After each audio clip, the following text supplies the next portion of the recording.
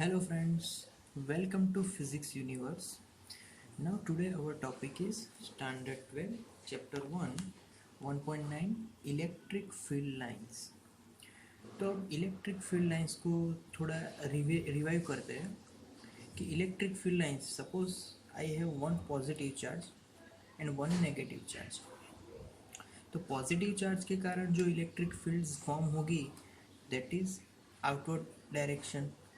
So simply we can draw outward arrows here as this. So for negative charge it will always inward direction clear. So electric field for both the charges are like this clear. So now if this space is vacant from these field lines, so what happens for this space?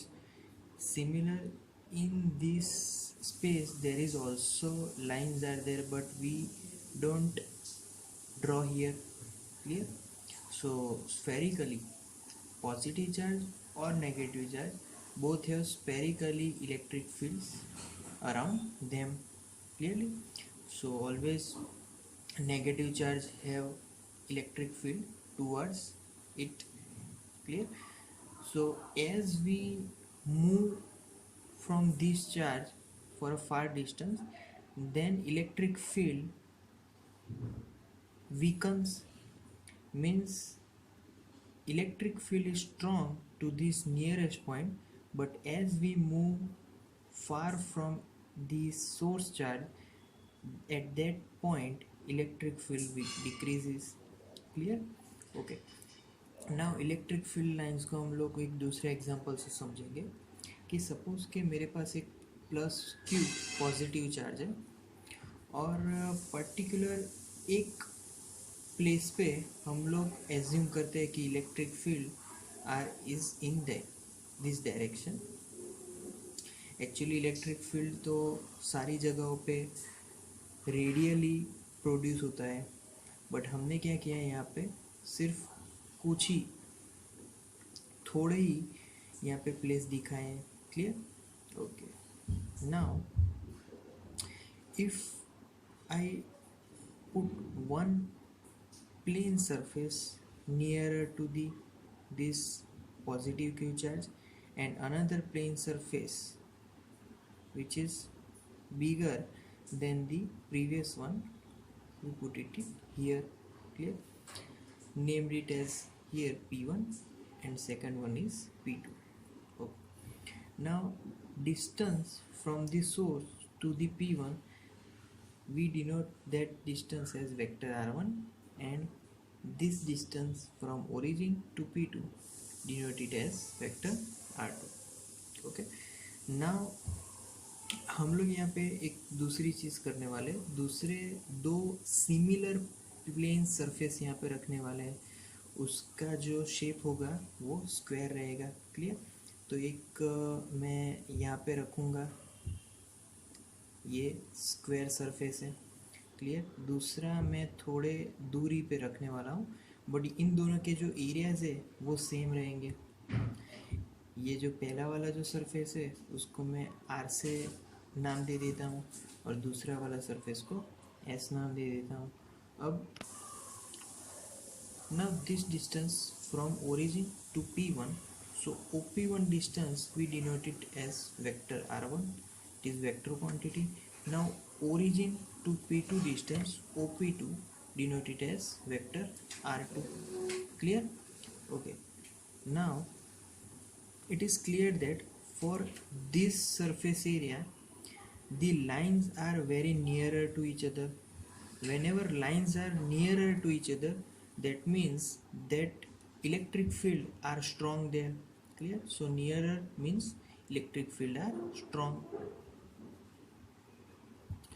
If lines are far with each other, then electric field will be weak. So whenever they are nearer to each other, electric field always strong. Farther with each other, then electric field will be weaker. Okay, now इस for example suppose के यहाँ पे are लिया है जो कि source के नज़दीक है, तो from this figure we can say that कि जो आर सरफेस है, आर में से जो लाइंस जा रही है वो ज़्यादा है। इस फॉर एग्जांपल 1 2 3 एंड 4, तो आर में से 4 लाइंस जा रही है, बट एस में से सिर्फ एक ही लाइन जा रही है। तो इसका डिफरेंस इसीलिए क्योंकि यहाँ पे सो प्लेन सरफेस जो आर है उसमें से जो लाइंस जा रही है वो बहुत सारी है। क्लियर? तो बहुत सारी अगर लाइंस जाएगी तो उसमें से फ्लक्स ज़्यादा है, तो more electric field lines are passing through this plane surface. And S में से जो लाइंस जा रही है less electric field lines. Clear? Okay, now अब हमें इस टॉपिक को थोड़ा डेप्थ में जाना है। तो इसमें हम लोग आगे पढ़ चुके हैं plane angle as well as solid angle. Clear? अब सॉलिड एंगल यहाँ पे क्यों लेना है? क्योंकि वो 3 डायमेंशनली होता है। हमारा जो चार्जेस है वो इलेक्ट्रिक फील्ड भी 3 डायमेंशनली प्रोड्यूस करेगा। तो यहाँ पे सॉलिड एंगल से समझेंगे कि सपोज कि ये जो एंगल है वो जो एंगल है वो ओमेगा एंगल। क्लियर? तो ओमेगा एंगल के लिए ये ओमेगा सॉलिड एंगल, तो for P1 surface angle is equal to area upon distance between them, that means R1 square. Similar? Okay, for P2 omega, क्योंकि यहाँ पे भी वो एंगल सेम है बट यहाँ पे प्लेन P2 के लिए, तो omega is equal to again area upon R2 square. Clear? अब यहाँ पे हम लोग लिख सकते हैं कि सपोज के P1 के लिए एरिया 1 नाम दे देते हैं, P2 के लिए एरिया 2। क्लियर? और फिर एरिया 1 जो कि है, तो area 1 subject, area 1 is equal to omega into R1 square and area 2 is equal to omega into R2 square. So by the drawing we can conclude that the P1 area is lesser than P2 area. अगर P1 और P2 के area में अगर कुछ changes है तो उसके हिसाब से भी हम लिख सकते हैं कि जो R1 है ना और R2 दोनों के बीच का भी डिफरेंस से हम लोग एरिया का डिफरेंस जस्टिफाई कर सकते हैं। सपोज कि R1 है that is lesser than R2, that's mean area 1 is lesser than area 2. So here I can write R1 less than R2, that's why area 1 less than area 2. Clear? Okay.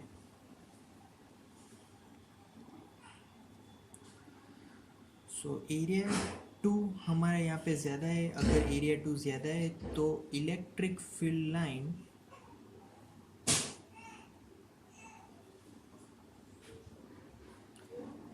less than electric field lines in 1 less than electric field lines in 2. Clear? तो electric flux को हम लोग इस topic से, इस example से भी समझ सकते हैं कि एरिया के हिसाब से electric field lines are changing. Clear? अब हमने ये जान लिया कि आर और एस में भी क्या डिफरेंस है। तो आर में से इलेक्ट्रिक फील्ड लाइंस ज़्यादा जा रही है, एस में से इलेक्ट्रिक फील्ड लाइंस कम जा रही है। क्लियर? ओके, अब हम लोग बात करेंगे एरिया एलिमेंट। अब एरिया एलिमेंट को कैसे जस्टिफाई करेंगे? What is area element? तो area element that means the, suppose के हमारे जो सोर्स है, सपोज के ये क्यू में से n number of electric field lines जा रही है। क्लियर? तो n number of electric field lines जा रही है तो area element is equal to number of lines upon that area. अब एरिया हमने फाइंड कर दिया, ये रहा area 1, so that means omega into R1 square. Clear? अब जो दूसरा एरिया एलिमेंट है इसको हम लोग 1 नाम दे दे because this is for P1। अब दूसरा एरिया एलिमेंट है जो कि फॉर P2 है, तो P2 के लिए area element 2 is equal to similar, दोनों में से सेम नंबर ऑफ लाइन जाने वाली है, तो same number of line n upon omega into R2 square. तो एरिया एलिमेंट दोनों के अलग अलग हो गए, तो R1 जितना कम उतना एरिया एलिमेंट ज़्यादा। सिमिलरली एरिया एलिमेंट R2 ज़्यादा है तो एरिया एलिमेंट 2 कम है। तो यहाँ पे हम लोग एज अ कंक्लूजन लिख सकते हैं कि एरिया एलिमेंट 1 कौन इसमें से ज़्यादा है, तो R1 is less, that's why area element 1 is more than area element 2। Clear? तो ये सारी बातें आज हमने समझी इलेक्ट्रिक फील्ड के बारे में। अब थोड़ा हम लोग समझेंगे इलेक्ट्रिक फील्ड के कैरेक्टरिस्टिक के बारे में। सो फर्स्ट कैरेक्टरिस्टिक, तो फर्स्ट कैरेक्टरिस्टिक में always field lines start from positive and and from negative. अब यहाँ पर तो मैंने पॉजिटिव और नेगेटिव को दोनों को साथ में रख दिया, बट ये सिर्फ इतने डिस्टेंस तक लिमिट नहीं है।